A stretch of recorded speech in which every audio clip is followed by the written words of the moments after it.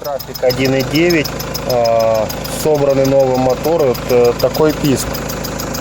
Не менялась помпа, не менялся натяжной ролик ГРМ. Все остальное новое.